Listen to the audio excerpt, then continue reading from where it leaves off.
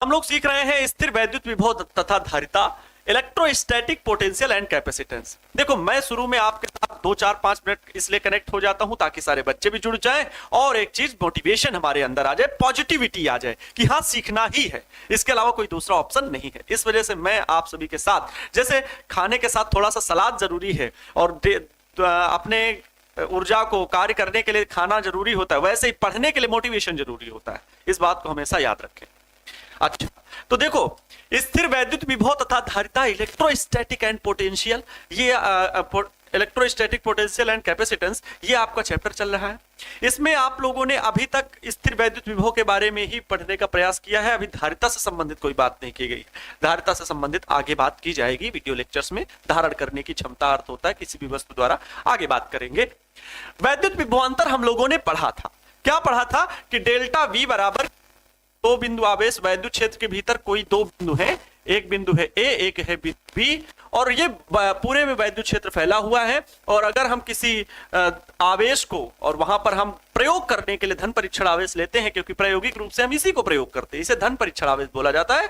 हालांकि आप किसी भी आवेश को ले सकते हो न्यूमेरिकल के तौर पर या प्रयोग करने के लिए, है ना। जैसे हम कोई बिल्डिंग बनाने के लिए पहले तो बता देते हैं कि भाई इतना ईंट लगेगा, इतना ये लगेगा, लेकिन फिर जब प्रयोग अप्लाई करते तो हम कोई भी चीज लगा सकते हैं। वही चीज है यहां पर भी कि हम आवेश को कोई सी भी मात्रा का आवेश ला करके हम यहां पर आ सकते हैं। तो बिंदु बी से ए तक लाने में जो किया गया कार्य है, और कैसा कार्य, डब्ल्यू एक्सटर्नल, बाह्य कार्य होगा। बाह्य कार्य, बाह्य कार्य का मतलब एक्सटर्नल एजेंट का मतलब किसी बाहरी व्यक्ति द्वारा, बाहरी घटक के द्वारा कार्य किया जा रहा है कि क्यू नॉट को ले जा रहे हैं हम इधर। और यहां पर वैद्युत क्षेत्र जब फैला हुआ है तो उस वैद्युत क्षेत्र के द्वारा इस आवेश पर बल लगाया जाएगा जब हम इसे ले जाएंगे। लेकिन ये याद रखना है कि हम इसको अपनी ताकत के अनुसार, ये नहीं कि बल लगा रहा है वैद्युत क्षेत्र तो लगा रहा है, अपने पास से इसको खींच के पहुंचा दे बी के ए के पास, नहीं, ऐसा नहीं कर सकते। हमें वैद्युत बल के बराबर ही बल लगाना है, वैद्युत बल के बराबर ही बल लगाना है। वैद्युत बल विरोध करेगा, आपको उसको वैद्युत बल के बराबर विपरीत दिशा में बल लगाते हुए धीरे धीरे पहुंचा देना है। धीरे धीरे क्यों? क्योंकि इसकी गतिज ऊर्जा में परिवर्तन नहीं होना चाहिए। ये सारी चीजें मैंने वैद्युत विभवांतर में अच्छे से स्पष्ट की हुई है। ये बेसिक है, कोई नहीं समझाता है और ना समझ पाते हैं हम, केवल रटा दिया जाता है डेल्टा वी बराबर डब्ल्यू अपान में क्यू नॉट। ये रटे घूम रहे हैं बहुत लोग, मार्केट में आपको मिल जाएंगे, आवारा गलियों में टहलते हुए मिलेंगे आपको, ठीक है। वो वैसा ही सीखे हुए हैं, उनसे अगर एक्सप्लेन करके कुछ पूछ लिया जाता है वो जवाब नहीं दे पाते हैं। क्लियर है? वो जवाब नहीं दे पाते हैं।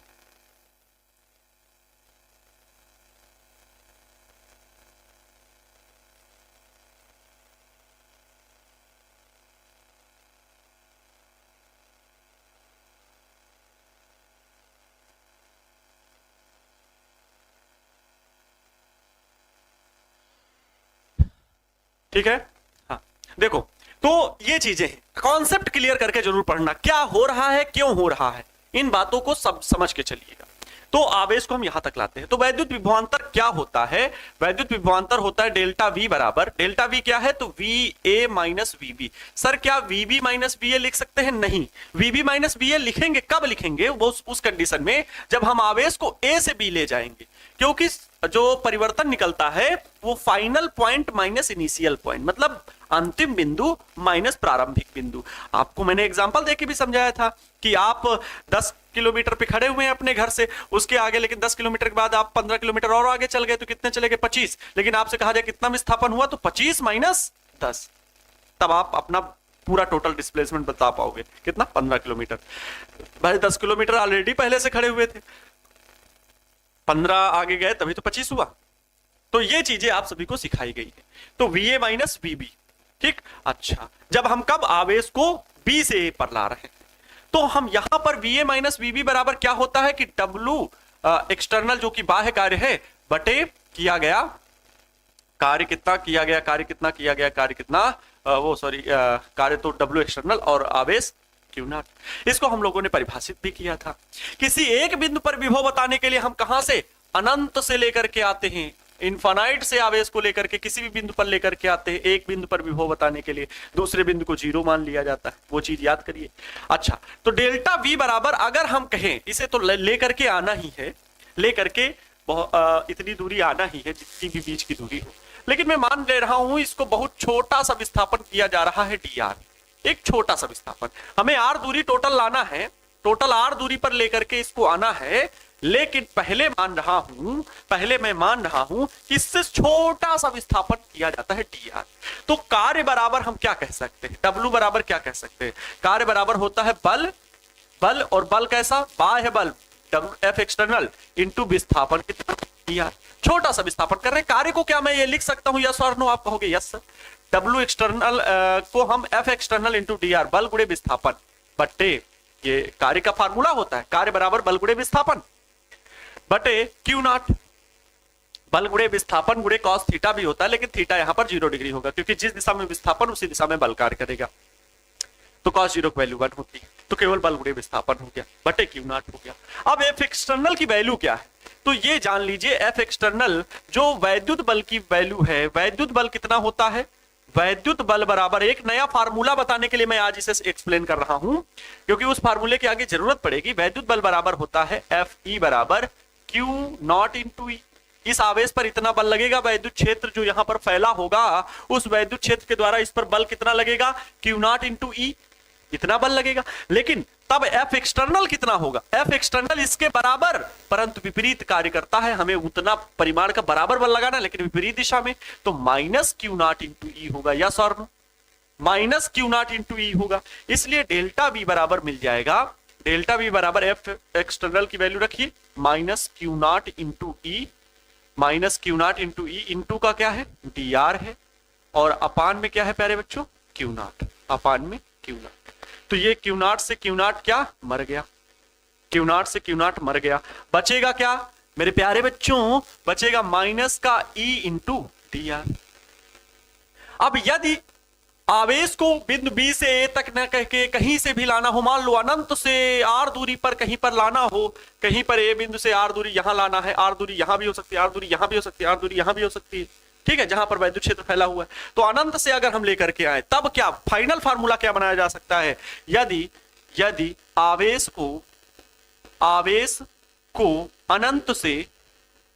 अनंत से आर दूरी पर लाएं, आर दूरी पर लाएं, तब कुल विभव कह लो, कुल के लिए क्या करना है, अभी मैंने कहा ये छोटा सा विस्थापन डी आर करने में इतना विभव है, कुल विभव जब हम अनंत से यहां ला रहे हूं, तो कुल विभव के लिए क्या करना है, कुल विभव के लिए करना है भाई, क्या करना है, कुल विभव के लिए क्या करना है, तो समाकलन कर देना है।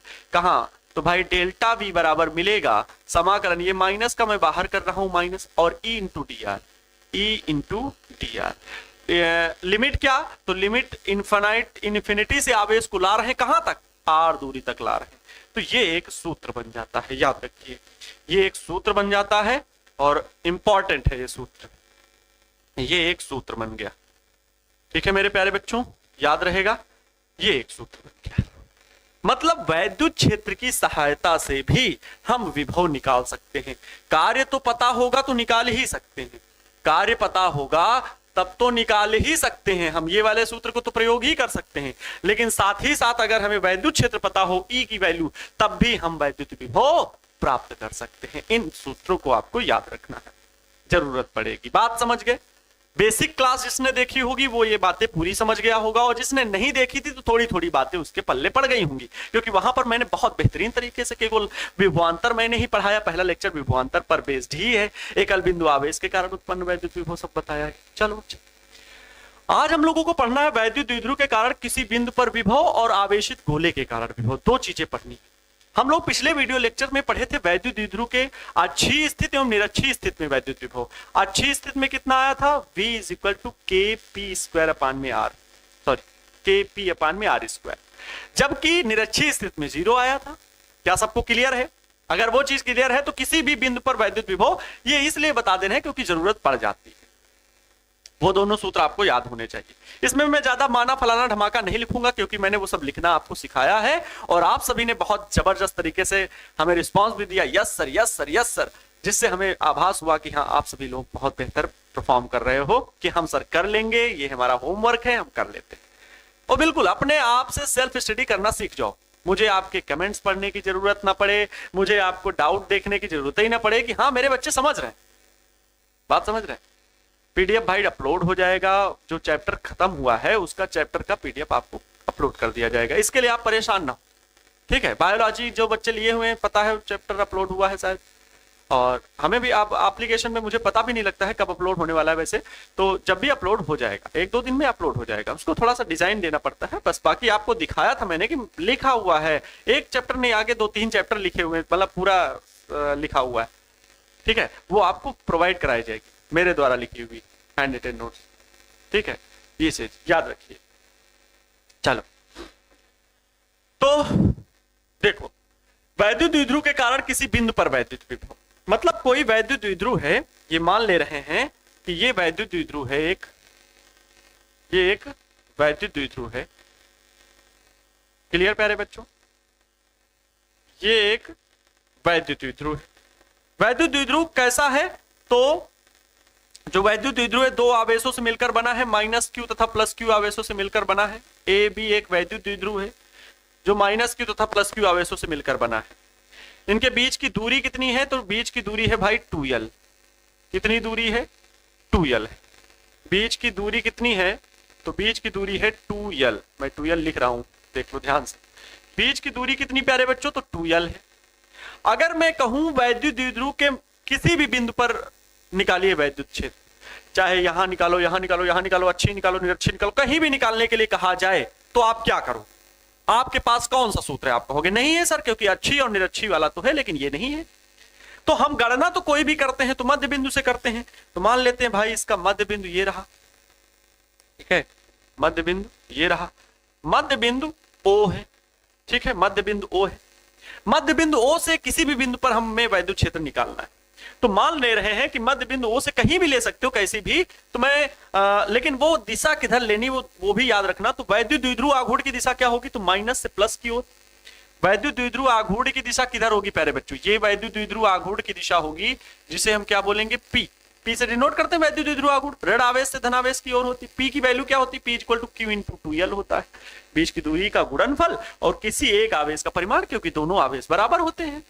अच्छा सर, तो वैद्युत द्विध्रुव आघूर्ण की दिशा से किसी भी बिंदु पर जहां निकालना हो, अगर इस बिंदु पर तो इधर कोण थीटा पूरा, तो थीटा कोण पर कहीं पर भी मान लेते हैं, थीटा कोण पर ये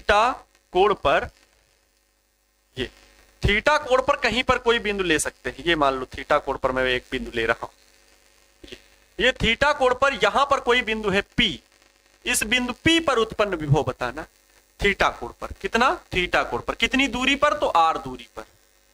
कितनी दूरी पर, r दूरी पर, r दूरी पर किसी बिंदु P पर। लेकिन कहां पर भाई, r कामा थीटा, r और थीटा बदलेगा, हम भाई कहीं किसी भी बिंदु पर निकाल सकते, r बदलेगा थीटा बदलेगा, भाई दूरी कहीं भी ले जाओ, दूरी कहीं ले जाओ, लेकिन थीटा भी बदलता जाए, क्योंकि वैद्युत द्विध्रुव आघूर्ण की दिशा से हम ये काम कर रहे हैं। एक बात को स्पष्ट करना, बहुत अच्छे से सिखा रहा हूं, इन बातों को सीखने का प्रयास करना। ये डेरिवेशन अदर बुक में अलग अलग तरह से लिखा हुआ है, लेकिन मैं इसको बहुत सिंपल वे में समझाने का पूरा प्रयास कर रहा हूं, आसान बना दूंगा, ठीक है। तो यहां पर थोड़ी बहुत लैंग्वेज भी लिख सकते हो। माना एक वैद्युत द्विध्रुव ए बी, एक वैद्युत, वैसे मैंने इसकी लैंग्वेज लिखना सिखा दिया है, एक वैद्युत द्विध्रुव A B plus Q minus Q तथा प्लस क्यू आवेशों से मिलकर बना है, आवेशों से मिलकर बना है, आवेशों से मिलकर बना है, जिनके बीच की दूरी कितनी है, तो 2l है।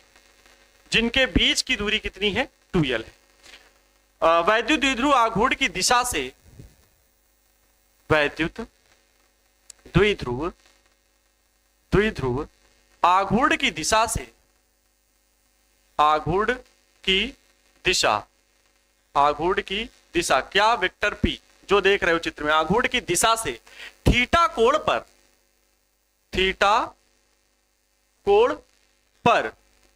तथा r दूरी पर किसी बिंदु P पर उत्पन्न वैद्युत विभव ज्ञात करना है। उत्पन्न वैद्युत विभव ज्ञात करना है। उत्पन्न वैद्युत विभव ज्ञात करना है, ये बात याद रखिए। उत्पन्न वैद्युत विभव ज्ञात करना है। अच्छा सर, बात तो समझ रहे हैं आपकी, क्या कहना चाह रहे हैं कि किसी भी बिंदु पर अगर हमें विभव बताना हो तो दो चीजें हमेशा वेरिएबल जो है वो बदलेंगी। अगर हमें इस बिंदु पर निकालना होगा तो कोई गणना करने के लिए कोई कारक होना चाहिए हमारे लिए। वैद्युत आघूर्ण की दिशा से घूम रहे हैं, जिस दिशा में घूमते जाएंगे, मान लो इधर निकालना होगा तो थीटा कोण पर घूमे। दूरी कितनी भाई, तो दूरी कम ज्यादा जहां लेना चाहो वहां ले लो, तो आर दूरी भी बदलेगी, इसलिए ये चीज बताई गई। आवेश वही रहने हैं दोनों। वैद्युत द्विध्रुव आघूर्ण हम लोग निकाल लेते हैं, तो वैद्युत द्विध्रुव को अगर आवेश पता है निकालना कोई दिक्कत नहीं। तो क्यों ना वैद्युत द्विध्रुव आघूर्ण के पदों में हम आंसर बना लें। बिल्कुल बना सकते हैं, बिल्कुल बना सकते हैं। तो वैद्युत द्विध्रुव आघूर्ण के पदों में क्या मैं इस डेरिवेशन कर सकता हूं? जी हां। वैद्युत द्विध्रुव आघूर्ण को मैं दो घटकों में वियोजित कर रहा हूं।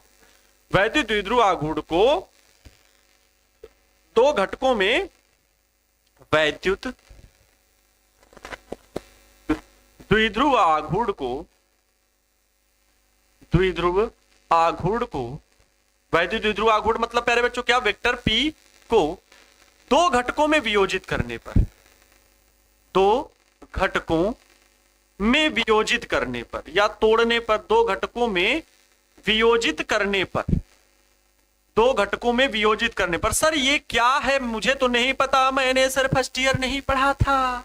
मैं जब फर्स्ट ईयर था ना सर, तो मैं सो रहा था कि ये जिंदगी बड़ी हसीन है, ये लम्हे यूं ही गुजर जाएंगे, first year is the rest year, मैं समझ रहा था। लेकिन सर आपने हमें जगाया कि 12th को पढ़ो, इंपॉर्टेंट है, अच्छे से मेहनत करके पढ़ो। जग तो गए हैं सर, लेकिन अब पुराने वाले हालातों को कैसे सुधारे जो हमने मस्ती में गुजारे हैं, मौज में गुजारे हैं।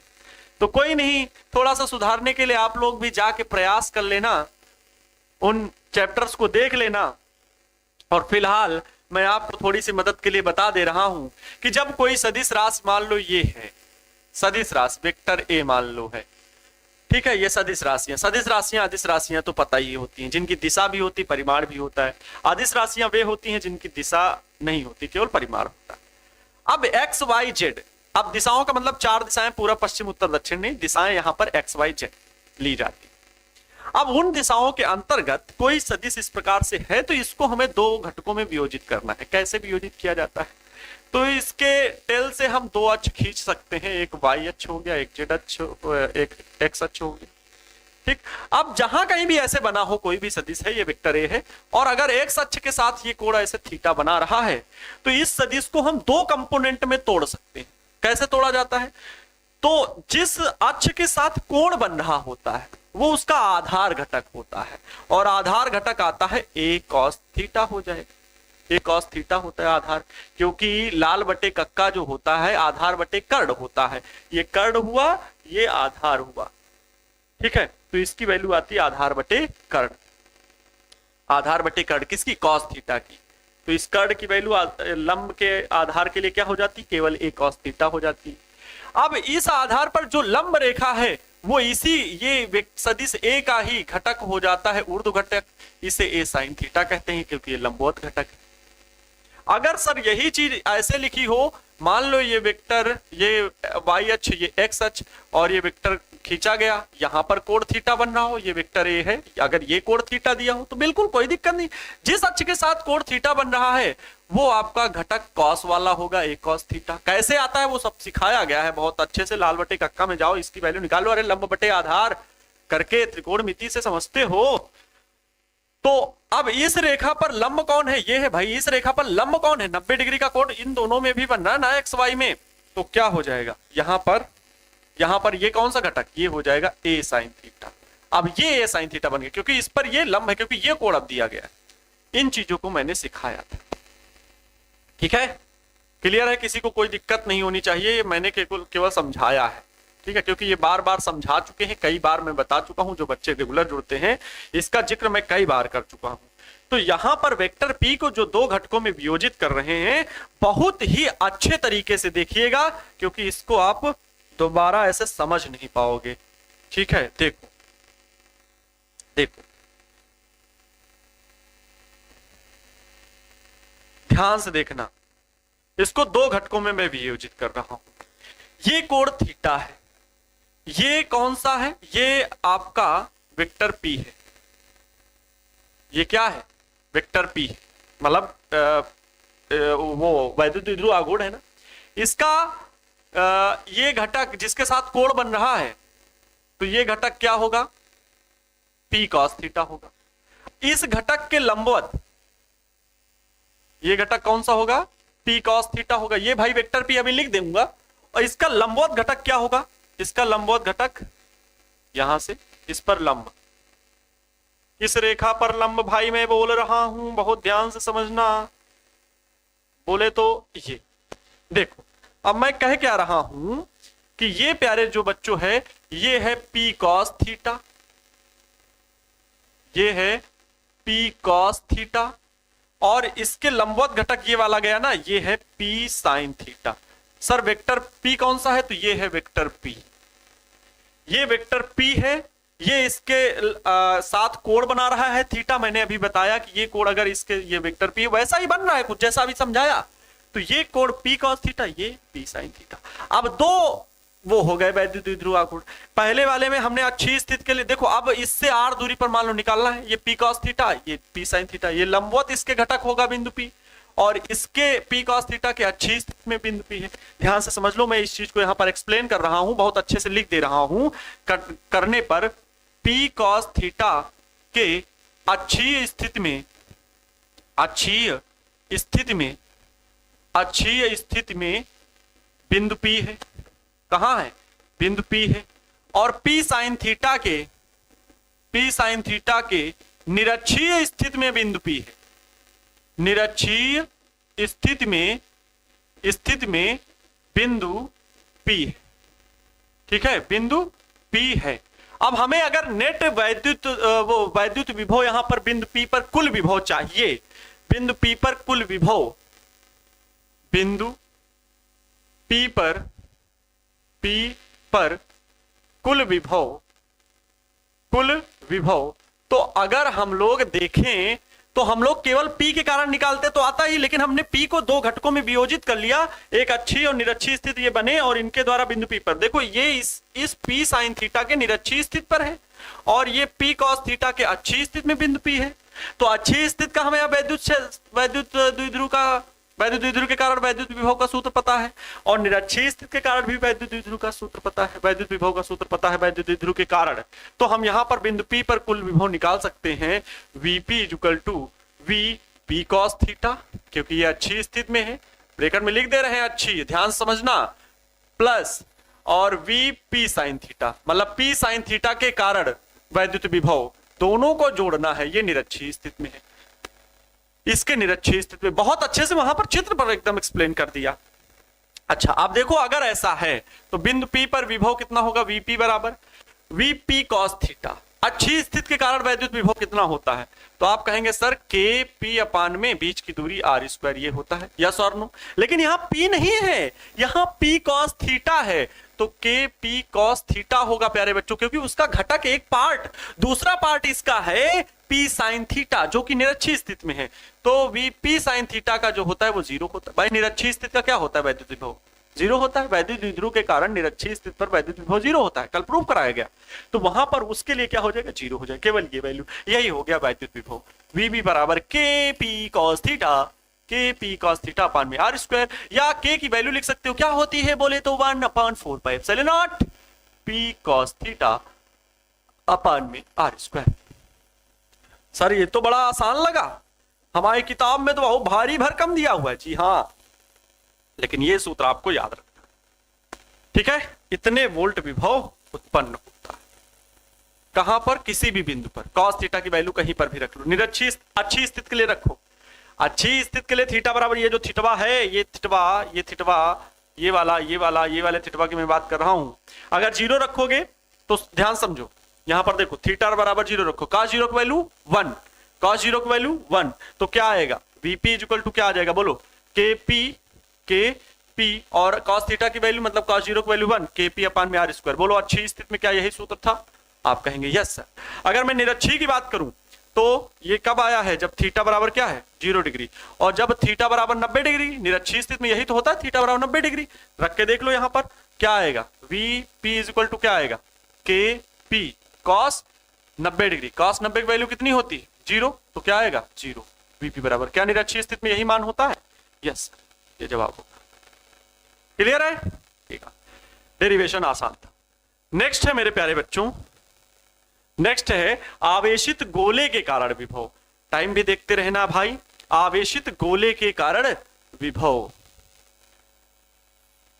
आवेशित गोले के कारण विभव, इस पर चर्चा कर लेते हैं। देखो कम समय में हमें बहुत सारी बातें सीख लेनी है। आवेशित गोले के कारण विभव, ये भी मैंने आप सभी को वैद्युत क्षेत्र की तीव्रता से संबंधित बातों में भी बताया था। क्या बताया था आवेशित गोले के कारण वैद्युत विभव में? बिल्कुल सही बोल रहे हैं ना सर, आप बिल्कुल सही बोल रहे हैं। वैद्युत विभव क्या बताया गया था आवेशित गोले के कारण? ध्यान समझिए भाई, आवेशित गोले के कारण वैद्युत विभव नहीं बताया गया था, वैद्युत क्षेत्र की तीव्रता बताई गई थी। गोलों के पहले तो आपको प्रकार बताए गए थे कि भाई जो गोले होते हैं, जो गोला है, जो कोई भी गोला होगा, गोला स्फेयर, वो दो प्रकार से है, एक तो ठोस और एक खोखला। ठीक है, एक खोखला गोला हालो स्फेयर और एक कैसा? ठोस गोला, ठोस गोला। अब इसमें भी एक चालक होगा, एक चालक गोला होगा, एक चालक खोखला गोला होगा, एक अचालक खोखला गोला होगा, होगा कि नहीं? और एक इसमें भी वही काम, दो, एक चालक ठोस गोला और एक अचालक ठोस गोला, ये होंगे। अचालक मतलब इंसुलेटर और चालक मतलब कंडक्टर। तो चालक अचालक गोले हैं। चालक खोखला गोला हो सकता है, अचालक खोखला गोला हो सकता है। खोखला मतलब जैसे फुटबॉल, अंदर गैस भरी होती है, वैक्यूम होता है। तो प्यारे बच्चों वहां पर क्या है? फुटबॉल है, अंदर गैस भरी हुई है, तो वो चालक खोखला गोला भी, अचालक खोखला गोला हुआ। मान लो रबड़ का है तो उसमें तो प्रवाहित नहीं हो सकती वैद्युत धारा, तो वो अचालक होगा। तो अचालक है तो वो अचालक खोखला गोला। चालक खोखला गोला मतलब किसी मेटल का बना हुआ है, अंदर खोखला है, तो वो हो सकता है। और चालक ठोस गोला, अचालक ठोस गोला मतलब मान लो लोहे का कोई गोला है, ठोस है, तो वो चालक होगा। अचालक मान लो रबड़ का ठोस गोला है, तो वो अचालक ठोस गोला होगा। हमने ये चीज बताई थी कि इन तीनों में प्रॉपर्टी सेम होती है भाई। अगर हम चालक गोले में देखें, आवेश को दे तो पूरे सरफेस पे फैल जाए, चालक में फैल जाएगा। अचालक में भी अगर पूरे सरफेस में आवेश दें हम, पूरे सरफेस पे रह जाएगा। चालक गोले में अगर आवेश को दिया जाता है, चालक गोले को आवेश दिया जाए, उसके अंदर भी आवेश हम इंजेक्शन से भी भरते हैं, ये चीज मैंने सिखाई थी, इंजेक्शन से भी आवेश भरें तो वो कंडक्ट होते हुए चलता हुआ बाहर आ जाता है, आवेश उसके पृष्ठ पर आ जाता है, भले हम अंदर दे। किसमें? चालक गोले की मैं बात कर रहा हूं।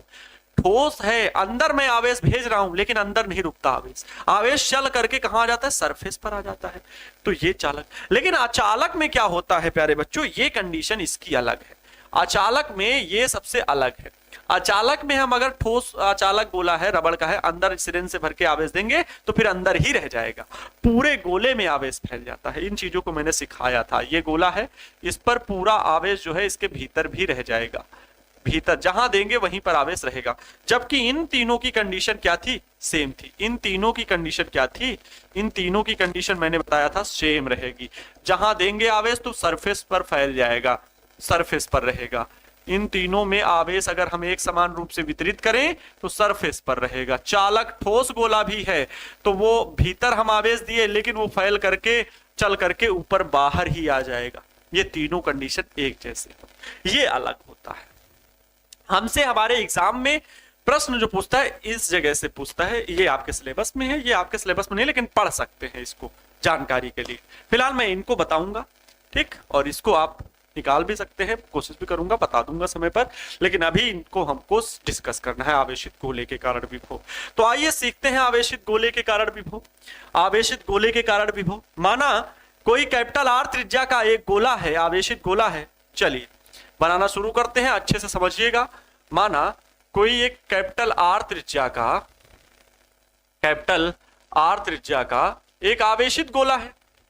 आवेशित गोला का मतलब है कि इसमें जो आवेश है ना वो एक समान रूप से इस पर वितरित है। आवेश जो है वो एक समान रूप से वितरित है। आसान है भाई, समझो तो आसान है, बिल्कुल आसान है। आवेश एक समान रूप से वितरित है। इसकी त्रिज्या जो है सर वो कितनी है? इसकी त्रिज्या, इसका केंद्र है O और इसकी त्रिज्या है कैपिटल R। इसकी त्रिज्या है कैपिटल R। अच्छा सर, इसकी त्रिज्या कैपिटल R है, जी हाँ।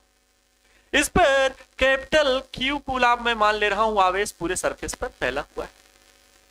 इससे R दूरी पर, इससे R दूरी पर, R दूरी पर किसी बिंदु P पर, R दूरी पर, ठीक है, इससे R दूरी पर कोई बिंदु P है, कोई बिंदु P है, कितनी दूरी पर है? तो R दूरी पर है।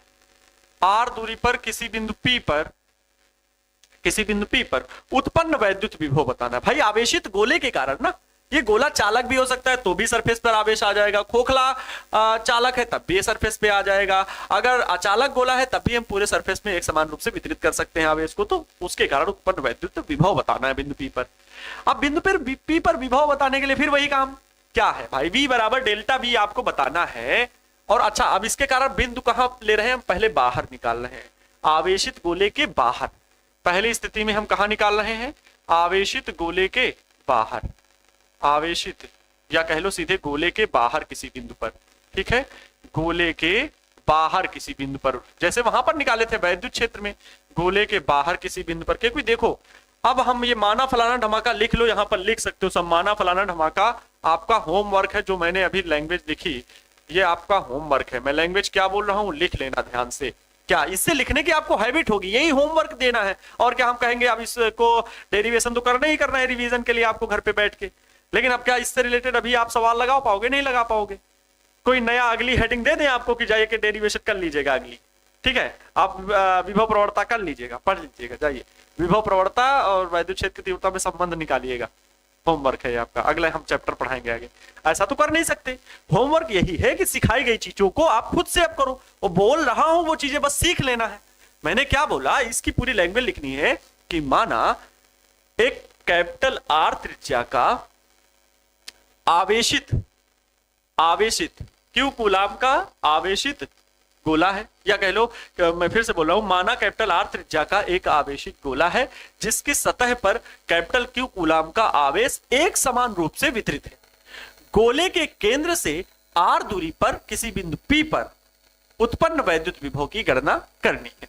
तो पहले क्योंकि गोले के बाहर है तो बिंदु P पर गोले के बाहर हो, डेरिवेशन करना शुरू कर देना है।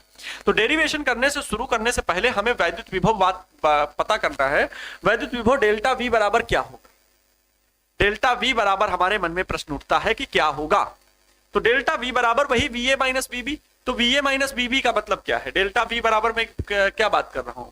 VA माइनस BB मतलब P बिंदु पर, बिंदु P पर विभव चाहिए, VP है ना, यही तो चाहिए ना, बिंदु P पर विभव चाहिए। तो हम इसके लिए क्या करें कि हम अनंत से यहां पर इंफिनिटी से Q नॉट को ले जाएं, Q नॉट को यहां पर इंफिनिटी से ले जाएं, जो कार्य करेंगे वही सब होगा। और कार्य से इसको हल करने वाला मैंने एक फार्मूला निकाल के अभी आपको सिखा दिया। अरे कहां गया वो फार्मूला? ये डेल्टा V बराबर E into R into dr। क्योंकि वैद्युत क्षेत्र आप सभी को गोले से निकलने वाला, गोले के कारण वैद्युत विभव, आप वैद्युत क्षेत्र की तीव्रता पता है, गोले के कारण वैद्युत क्षेत्र कितना होता है यहां पर, सॉरी Vp बराबर क्या होगा? माइनस समाकलन अभी आपने देखा E इंटू dr, ये आपने देखा सूत्र होता है। बिंदु P पर विभव क्या होगा? अगर हम वैद्युत क्षेत्र के पदों में लिखे तो हम ये लिख सकते हैं माइनस समाकलन E इंटू का dr। कहां से कहां ला रहे हैं? तो इन्फिनिटी से, इन्फिनिटी से, इन्फिनिटी से आवेश को ला रहे हैं कितनी दूरी पर? इस गोले के कारण R दूरी पर लेके आ रहे हैं, तो इन्फिनिटी से R लिख सकते हैं। बिल्कुल सर, अच्छे से आप इस बात को तो मैं समझ रहा हूं। E की वैल्यू कितनी रखें तो आगे हम काम करें। तो गोले के कारण वैद्युत क्षेत्र, क्योंकि हम लोग पहले सूत्र प्रूव कर चुके हैं ना पहले चैप्टर में, उनकी जरूरत पड़ेगी यहां, और इसीलिए, क्योंकि वो इसीलिए कहा जाता है स्टेप बाय स्टेप पढ़ना। एक चैप्टर की जरूरत अगले चैप्टर पर नहीं, पक्का वैद्युत विभव की जरूरत अगले चैप्टर में है, बहुत अच्छे तरीके से। इन बातों को याद रखना है। तो गोले के कारण वैद्युत क्षेत्र के कारण वैद्युत क्षेत्र, कौन बच्चा कमेंट कर सकता है सूत्र क्या आया था? वैद्युत क्षेत्र आया था, वैद्युत क्षेत्र E इक्वल टू आया था K, अगर आवेश Q फैला हुआ तो K Q अपान में R स्क्वायर।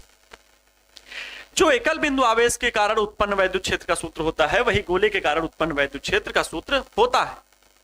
यही होता है। के की वैल्यू 1/4 पाई एप्सिलॉन लिख लेना, लेकिन अभी मैं नहीं लिख रहा हूं क्योंकि हमको डेरिवेशन करना है, बार बार उसे लिखना पड़ता है, लेंथी होता है। के की वैल्यू सबको पता है, कल के लेक्चर्स में इन सभी बातों का भी जिक्र हुआ था। अच्छा, तो यहां पर Vp इक्वल टू माइनस समाकलन इनफिनिटी से r, स्मॉल r, सब कुछ ठीक है। के ई की वैल्यू रख दीजिए। तो प्यारे बच्चों Vp बराबर क्या मिल जाएगा? Vp is equal to minus का समाकलन इनफिनिटी से r, ए की वैल्यू के क्यू अपान में r स्क्वायर इंटू का डी आर। के क्यू कांस्टेंट है क्योंकि r जिसके साथ में लिखा हुआ है, d के साथ में लिखा हुआ है r, मतलब r के सापेक्ष समाकलन, तो के क्यू कांस्टेंट रहेगा। इसको बाहर कर लेंगे तो क्या मिलेगा? क्या मिलेगा? क्या मिलेगा? मिलेगा क्या? यहां से मिलेगा भाई माइनस का के क्यू समाकलन किसका होगा? इन्फिनिटी से r, और यहां पर r स्क्वायर है ना, तो ऊपर जाएगा तो r की घात -2 बन जाएगा, और इंटू का डी आर, इंटू का क्या डी आर। अब आपको ये चीज सिखाई गई है समाकलन में, मैंने ये चीज सिखाया है क्या? समाकलन के लिए आपको सभी को सिखाया है कि अगर समाकलन x की पावर n लिखा हो dx, मतलब x की घात n का x के सापेक्ष समाकलन, तो सूत्र होता है x की घात n+1 अपान में n+1, ये होता है।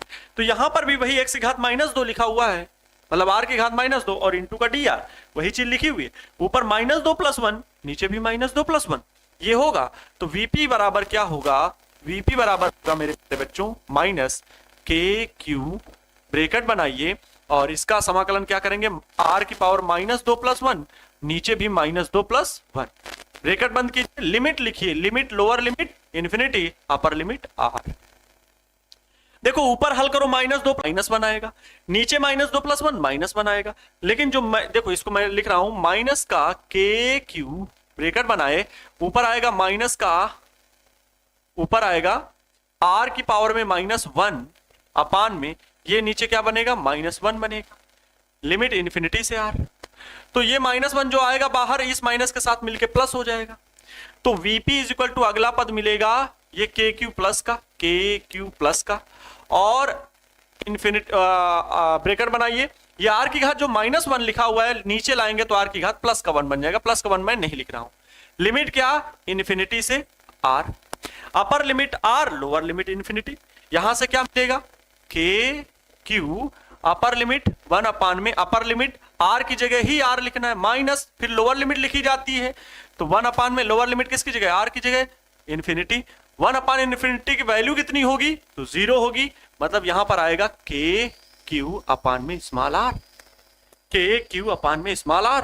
क्या आपको सीखने को मिला कि बिंदु P पर विभव कितना आया? Vp बराबर के क्यू अपान में स्मॉल r। ये क्या हो गया? वैद्युत विभव का सूत्र हो गया। वैद्युत विभव का सूत्र किसके? गोले के कारण इतने वोल्ट का विभव मिलेगा, इतने वोल्ट का विभव। फिर से समझ लो ध्यान से, फिर से मैं यहां पर कैलकुलेशन आपको समझा के जाऊंगा, इसके लिए परेशान नहीं होना। कह रहा हूं इस सूत्र में वैद्युत क्षेत्र गोले के कारण इस बिंदु पर उत्पन्न वैद्युत क्षेत्र कितना होगा? तो यहां पर वैद्युत क्षेत्र ई की वैल्यू होगी के क्यू अपान में r स्क्वायर, जितनी दूरी पर ये इतना उत्पन्न होगा। तो ई की वैल्यू मैं इस सूत्र में रख रहा हूं, हल किए के क्यू, बस सिंपल। अब कैलकुलेशन शुरू, अब तो आगे मैथमेटिक्स का काम शुरू। के क्यू कॉमन लिए, कॉमन क्या लिए? बाहर ये कांस्टेंट है, r की घात -2 है, इसका सूत्र ये -2+1, नीचे भी -2+1। ये लोअर लिमिट होती है, ये अपर लिमिट होती है। जहां से शुरुआत की, जहां ले जाना है तो अंतिम बिंदु को अपर लिमिट और प्रारंभिक बिंदु को लोअर लिमिट। अनंत से ला रहे हैं आवेश को उस बिंदु पर विभव ज्ञात करने के लिए, तभी हमें वैल्यू मिल पाएगी उस बिंदु पर विभव कितना है। हल किया गया। अब ये तो -2+1, नीचे -2+1, -1 बना, वो बाहर आके प्लस कर दिया इसको।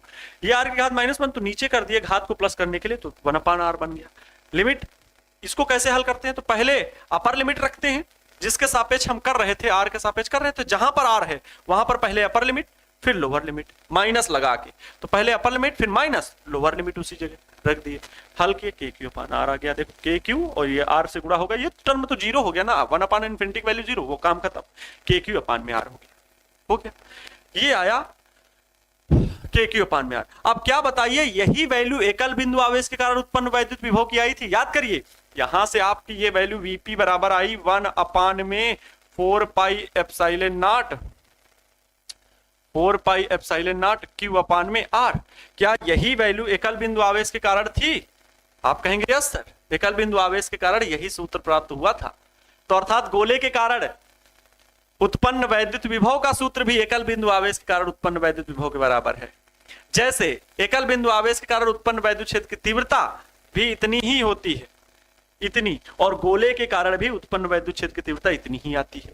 अर्थात ये जो गोला है ना, एक पूरा आवेश एकल बिंदु आवेश की तरह दिखता है, और यहां पर आर दूरी पर वो एकल बिंदु आवेश, संपूर्ण वैद्युत आवेश एक बिंदु पर केंद्रित होकर के लगता है कि उसके केंद्र पर संपूर्ण आवेश केंद्रित है, और उसके कारण उत्पन्न वैद्युत आवेश। टोटल आवेश क्यू को माना गया ना, जितना सरफेस फैला होगा उस पूरे की वैल्यू क्यू मानी गई ना, वो अलग अलग आवेश तो माना नहीं गया, पूरे एक समान रूप से वितरित है। ये हो गया गोले के बाहर, ये हो गया गोले के पृष्ठ पर। आप बता सकते हैं दूसरी स्थिति में गोले के पृष्ठ पर। अब गोले के पृष्ठ पर क्या होगा? बहुत आसान है, अब इसको हल थोड़ी करना है। गोले के पृष्ठ पर क्या होगा? गोले के पृष्ठ पर जो दूरी आर है वो कैपिटल आर के बराबर हो जाएगी भाई। फिर गोले के पृष्ठ के लिए मतलब यहां पर, अब गोले के पृष्ठ पर तो वही वैल्यू बराबर हो जाएगी, ये स्मॉल आर की जगह कैपिटल आर, तो वही वैल्यू रख देना, स्मॉल आर की जगह कैपिटल आर। तब क्या मिलेगा आपको? तब पृष्ठ पर क्या मिल जाएगा? v, इसको क्या मान लो, इसको कोई मान लो, ये p q r s t l m m मान लो, सर पृष्ठ पर बिंदु m, ठीक है, पृष्ठ पर बिंदु m, पृष्ठ पर बिंदु m पर, चित्र में देखो बिंदु m पर विभव, m पर विभव क्या होगा? Vm इज इक्वल टू पूरा यही होगा 1/4 पाई एप्सिलॉन नॉट कैपिटल क्यू। अब अपान में स्मॉल आर की जगह क्या हो जाएगा? कैपिटल आर हो जाएगा, ये सूत्र हो जाएगा। ठीक है, बात समझ में आ गई? ये हो गया गोले के पृष्ठ पर। गोले के बाहरी किसी आंतरिक बिंदु पर, ये थोड़ा सा अलग टॉपिक होगा, अलग थोड़ा सा लगता है। तीसरा पॉइंट है गोले के आंतरिक बिंदु पर, ये थोड़ा से कठिन लग सकते हैं, डेरिवेशन इतना कठिन भी नहीं है। गोले के आंतरिक बिंदु पर, गोले के आंतरिक बिंदु पर, ये थोड़ा सा अलग समझना पड़ेगा बारीकी से इस चीज को। गोले के आंतरिक बिंदु पर, गोले के आंतरिक बिंदु पर मतलब प्यारे बच्चों ये कह रहा है कि ये एक गोला है और इस पर आवेश जो है वो एक समान रूप से वितरित है, इस पर आवेश एक समान रूप से वितरित है। ठीक है, अब गोले के बाहर ना होकर के, गोले के बाहर ना होकर के, ये गोले का केंद्र O है, ये त्रिज्या R है। ठीक है, गोले के बाहर नहीं बल्कि किसी बिंदु P पर, यहां पर किसी बिंदु P पर उत्पन्न विभव यहां पर बताना है। मान लो गोले के आंतरिक किसी भी बिंदु पर, यहां मानो, यहां मानो, यहां मानो, कहीं किसी बिंदु P पर विभव बताना है। काम वही, अनंत से लेकर के आवेश आप लेकर के आओगे, लेकिन बहुत अच्छे से कंडीशन मेरी समझना क्या बताने जा रहा हूं। अनंत से अगर आवेश लेकर के आओगे तो एक कंडीशन ये रहनी चाहिए कि आवेश की ना गतिज ऊर्जा बदले, ना उस पर कहीं पर ये नहीं कि वैद्युत बल अधिक लगने लगे, वैद्युत बल यही लगना चाहिए Q0 × E। हम लोगों ने देखा था कि गोले के जो भीतर, गोले के भीतर किसी भी बिंदु पर, गोले के भीतर किसी भी बिंदु पर, किसी भी बिंदु पर याद करिएगा वैद्युत क्षेत्र बराबर क्या होता है? किसी भी बिंदु पर वैद्युत क्षेत्र E बराबर क्या मिलेगा? 0। वैद्युत क्षेत्र E बराबर क्या मिला था? याद करिए, E बराबर 0। गोले के भीतर वैद्युत क्षेत्र क्या होता है? पूरे 0 होता है। मैंने इसीलिए कहा था कि कार में जब आप, बारिश हो रही हो, बादल कड़क रहे हो, बिजली चमक रही हो, तो आप कार के भीतर खिड़की दरवाजे को बंद रखें ताकि जो बिजली गिरेगी वो आपके कार के पूरे सरफेस में फैल जाएगी, अंदर नहीं प्रवेश करेगी, क्योंकि अंदर वैद्युत क्षेत्र 0 होता है। अंदर वैद्युत क्षेत्र क्या होता है? 0 होता है। इन बातों को आपको समझना है। तो अगर हम आवेश को अनंत से लेकर के आएंगे तो अंदर वैद्युत क्षेत्र में एकदम अचानक परिवर्तन हो जाएगा। तो जो हम कहते हैं उस आवेश में गतिज ऊर्जा और इनमें परिवर्तन नहीं होना चाहिए, वो बदल जाएगी एकदम अचानक से। जैसे ही पृष्ठ के भीतर घुसेंगे वो वैल्यू खराब हो जाएगी।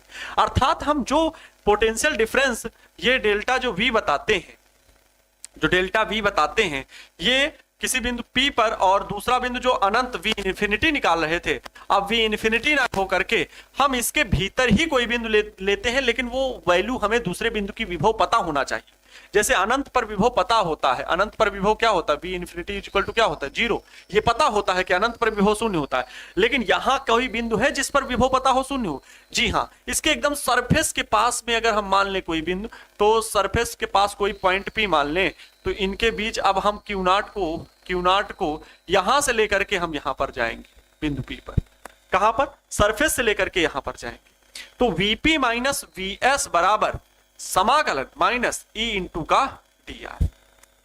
बात समझना, वही वैद्युत क्षेत्र में परिवर्तन सब कुछ है। इसके अंदर का वैद्युत क्षेत्र भी पता है हमें टोटल, और हम सरफेस के एकदम नजदीक रखना है, क्योंकि यहां की वैल्यू हमें पता है, यहां की वैल्यू हमें पता है बहुत नजदीक। अब वहां पर वैद्युत क्षेत्र कितना है, तो 0 है सरफेस के भीतर। तो यहां पर हम कहेंगे आपको मिलेगा Vp minus Vs is equal to minus का समाकलन, E की वैल्यू 0 इंटू dr, तो ये टर्म 0 हो गया। Vp माइनस Vs बराबर क्या मिलेगा, 0, और Vp माइनस का Vs बराबर, अभी आप लोगों ने सरफेस पर वैद्युत विभव निकाला, सरफेस पर कितना वैद्युत विभव निकाला, तो ये m माने थे क्या, m की जगह s मानो, बहुत अच्छा रहेगा, m की जगह s, m की जगह s, ठीक है, m की जगह s बिंदु। तो यहां पर ये जो बिंदु m है, ठीक है, ये बिंदु क्या होगा, S बिंदु, ठीक है। तो S बिंदु पर उत्पन्न विभव, ये तो Vp माइनस Vs बराबर 0, तो Vp बराबर देखो ये माइनस Vs है, उधर जाएगा तो इसका Vs हो गया। अर्थात यहां से हम कह सकते हैं Vp बराबर Vs की वैल्यू बताइए क्या होगी, Vs की वैल्यू क्या होगी, Vs की वैल्यू अभी निकाले 1/4 पाई एप्सिलॉन नॉट Q अपान में सरफेस की कितनी, R होता है ना, कैपिटल R, ये हो जाए।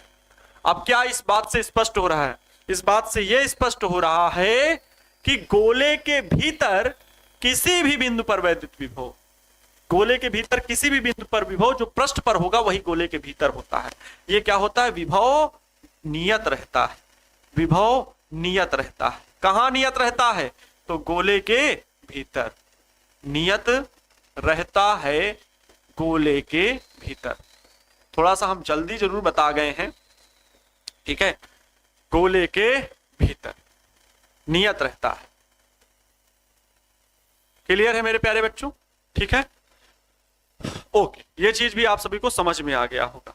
अब गोले के बाहर, गोले के भीतर और गोले के पृष्ठ पर थोड़ा सा काम भी है, और अभी के लिए क्लास एंड करते हैं। आप थोड़ा लोग रेस्ट करें, अब इसलिए एप्लीकेशन पे मैक्सिमम बातें हो जाती हैं, मैक्सिमम चीजें हो जाती हैं, सारी चीजें हम लोग डिस्कस भी कर लेते हैं। आपको आज क्या क्या सीखने को मिला है, तो गोले के कारण, आवेशित गोले के कारण आपने वैद्युत विभव सीखा है, कैसे निकाला गया, बड़े विधिवत तरीके से मैंने तो इसको रिवाइज भी कर दिया।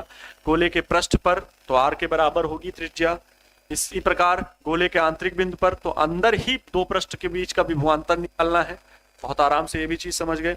यहां पर हम लोगों ने ये भी सीखा कि किसी वैद्युत विद्युत के कारण किसी भी बिंदु पर वैद्युत विभव निकालना हो, ये डेरिवेशन आप लोगों ने सीखा, बहुत अच्छे तरीके से चित्र भी बनाया गया, एक्सप्लेन किया गया।